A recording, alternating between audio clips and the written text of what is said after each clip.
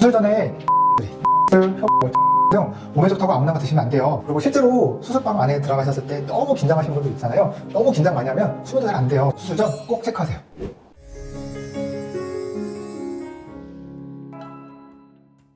안녕하세요. 당신 그 자체로 빛나는 에디션 성형외과 닥터한 현대인 원장입니다. 아마 이 영상을 보신 분들은 아마 수술 계획이 있거나 이미 수술 날짜를 잡으신 분들일 텐데요. 자, 이제 우리 수술하기로 마음 먹었어요. 그러면 수술날만 그냥 기다리면 될까요? 수술에 대한 거는 저한테 맡겨주시면 되지만 수술을 받으시는 환자분들도 수술 전에 잘 준비해 오시면 보다 좋은 결과를 얻을 수가 있어요. 에디션에서 생각하는 좋은 결과란 좋은 환자와 좋은 의사가 만났을 때 서로 노력을 해서 맺는 결과라고 봅니다. 실제로 수술 전 어떻게 준비를 했느냐에 따라서 회복 기간이나 결과도 많이 달라지는 것 같아요. 수술 후 관리만큼 중요한 수술 전 주의사항 오늘 잘 설명해 드릴 테니까 저를 잘 따라와 주시면 좋겠습니다. 자, 여러분 건강보조식품 많이 드시죠? 남녀노소 가릴 거 없이 오메가3는 기본적으로 드시는 것 같고요. 밀크시슬이다, 효모다, 다이어트약 많이 드시는 것 같아요. 특히 남성분들 몸 키울 때 아르기닌이다, 활성 보충제들이다 많이 드시죠? 근데 좋은 것들이 우리 몸에서는 어떤 작용을 하냐면요. 혈액순환이 좋아져요. 말 그대로 이 혈액순환이 좋아진다는 거는 수술하는 저의 입장에서는 출혈 요인이 되는 거죠. 실제로 이제 남성분들 몸 키웠던 분들 제가 한번 수술해 드린 적이 있는데요. 정말 수술 중 내내 정말 끝도 없이 피가 났던 경험이 있어요. 알고 보니 정말 수술 직전까지 보충제를 드셨던 거고요. 다행히 그분이 워낙 건강하신 만큼 수술 후 회복은 굉장히 빠르고 좋았어요. 하지만 수술 중에는 정말 쉽지 않았습니다. 수술을 결심했더라면요, 조금만 멈춰주세요. 안 먹어도 되잖아요. 수술 후에 드시면 됩니다. 자, 이번에는 약입니다. 이거 아까 보조식품과 다르게 이거는 꼭 먹어야 되는 약들이 있을 수도 있어요. 여성분들 같은 경우는 종종 이제 경구 피임약 드시는 분들이 계시는데요. 그 호르몬성 약들은 아무래도 이제 혈전을 좀 일으킬 수 있어요. 그래서 그거는 수술 전에는 일주일 전에는 좀 중단했으면 좋겠고요. 진통제 같은 경우는 약국에서도 쉽게 구할 수 있는 약이기도 하고, 저도 가볍게 많이 먹기도 하는데요. 그 약들이 때로는 이 지혈에 좀 영향을 주기도 해요. 그래서 좀 더 멍이 잘 들고 붓기도 오래가는 경향이 있습니다. 아픈데 어떻게 약을 안 먹냐 이렇게 생각할 수도 있겠는데요. 진통제에는 엔세이드라고 하는 진통제 말고도 타이레놀이라는 약이 있습니다. 제일 손쉽게 구할 수 있는 약인데요. 타이레놀은 지혈에 별로 방해되는 성분이 없어요. 뭔가 진통제를 먹어야 된다 싶으면 타이레놀을 드시면 되겠습니다. 그리고 이제 혈압약이다, 예를 들어서 당뇨약이다, 또 갑상선약이다 이런 것들은 드셔야 되는 거예요. 수술하는 당일 아침까지도 꼭 드셔야 됩니다. 다만 우리가 이제 아스피린이라는 약이 있죠. 이제 국민들이 다 아실 텐데요. 그런 약들은 아무래도 출혈 요인을 만들 수가 있어요. 그 약들은 적어도 일주일 동안은 스탑해 주셔야 된다. 마지막으로 이제는 약이라기보다는 이제 보약이죠. 말 그대로 홍삼이라든가 이런 것들 있죠. 그 홍삼 같은 경우도 결국은 우리 몸을 좀 혈액순환이 좋게 하고 하다 보니까 출혈 요인이 됩니다. 홍삼이나 한약 이런 것들은 아무래도 중단해 주시는 게 좋겠습니다. 수술 전에 금식을 하는 거에 대해서는 대부분 사람들이 다 아시는 것 같습니다. 그런데 왜 꼭 금식을 해야 되는지에 대해서는 모르시는 것 같아서 좀 설명을 드릴게요. 수면 마취하게 되면요, 입안과 코 안에서 좀 분비물들이 많이 나오게 됩니다. 그 분비물들이 기도를 자극하게 되고 때로는 그것 때문에 기침하시고 구역질 하시는 분들이 계십니다. 수면 중에 하는 이런 기침과 구역질 같은 경우 때로는 구토를 유발할 수 있고, 만약에 속이 비어있지 않으면 토사물이 나올 수 있겠죠. 바로 이 수면 중에 하는 구토일 경우 굉장히 위험할 수가 있습니다. 그래서 좀 더 안전을 위해 기침과 구역질을 하더라도 구토를 예방하기 위해서 저희는 금식을 권하고 있습니다. 적어도 6시간은 금식을 하도록 교육해 드리고 있고요. 약을 드셔야 하는 경우가 있기 때문에 약간의 소량의 물 정도는 괜찮습니다. 술과 담배, 당연히 금연금주 하셔야죠. 의사니까 당연히 그렇게 설명을 드려야 된다고 생각합니다. 하지만 오늘은 좀 더 그 이유를 의학적으로 설명해 드리겠습니다. 술을 드시면 다시 아시는 것처럼 간을 통해 해독이 돼요. 우리 간은 이런 해독작용뿐만 아니라 우리 피 속을 돌아다니는 혈액 응고 성분도 만들어낸 일을 합니다. 술을 많이 드셔가지고 간 기능이 떨어지잖아요. 그러면 이 혈액 응고 성분을 만들어내는 기능 또한 떨어지게 됩니다.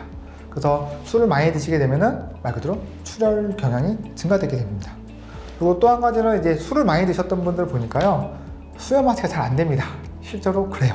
그래서 금주를 권해드리는 이유는 이런 출혈 요인과 편안한 수면 마취를 위해서 권해드리는 겁니다. 예, 담배입니다. 담배 같은 경우는 두 가지 이유 때문에 저희가 이제 금연하라고 말씀을 드리는데요. 첫 번째로는 이제 수면 마취할 때입니다. 그때 담배를 많이 피우셨던 분들 보면은 기도 분비물이 많이 나와요. 그래서 이 기도 분비물 때문에 호흡을 방해하기도 하고요. 그것 때문에 수면 마취 때 좀 위험한 상황을 만들 수도 있겠죠.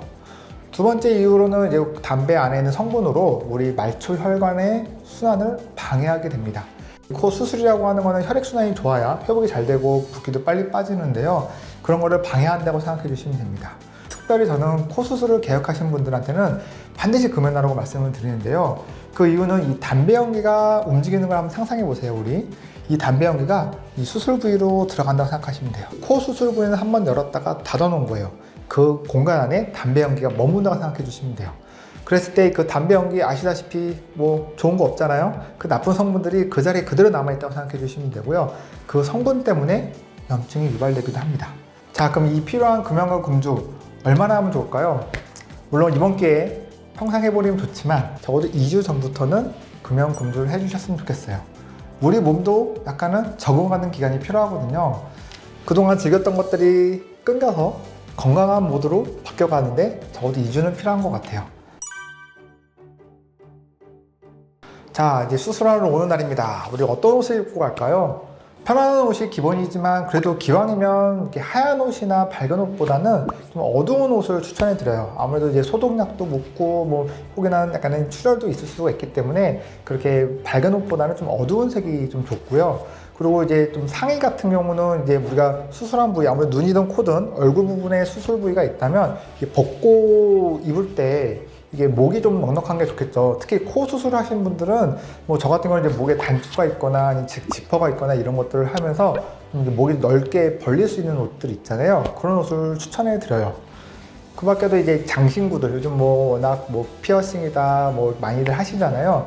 그런 것들은 좀 미리 좀 제거하는 게 좋겠어요. 저희가 수술 과정 속에서 쓰는 기구 중에 하나가 이제 전기를 통해서 쓰는 지혈 기구가 있어요. 이 금속 물질이 있으면 아무래도 그 부위에 화상을 입을 수 있습니다.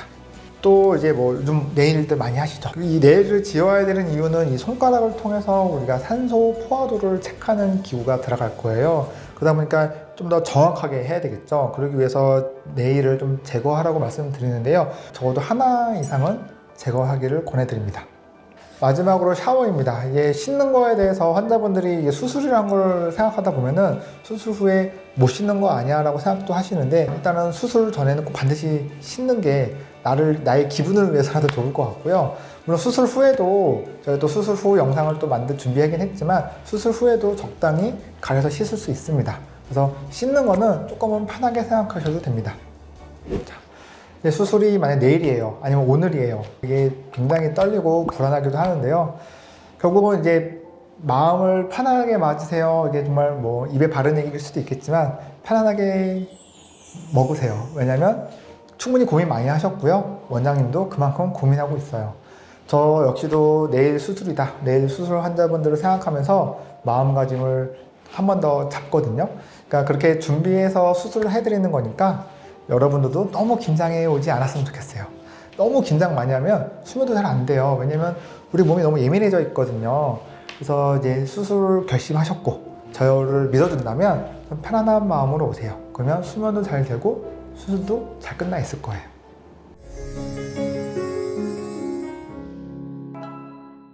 자, 오늘은 수술을 결심하고 수술을 앞둔 분들을 위한 영상을 준비해 봤습니다. 뭔가 이게 지켜야 될 게 많다고 느낄 수도 있겠지만요, 이 영상을 준비했던 가장 큰 이유는 좋은 환자와 좋은 의사가 만나서 좋은 결과를 만들어 보자 라는 겁니다. 저 역시 좋은 의사가 되기 위해서 준비를 하고 있으니까요, 환자분들도 약간만 좀 신경 써주세요. 그럼 좋은 환자가 돼서 우리 좋은 결과를 만들어 봤으면 좋겠습니다. 이외에도 더 궁금하신 것이 있으면 아래 댓글로 남겨주세요. 성심성의껏 답변해 드리겠습니다. 지금까지 닥터완 한대희 원장이었습니다.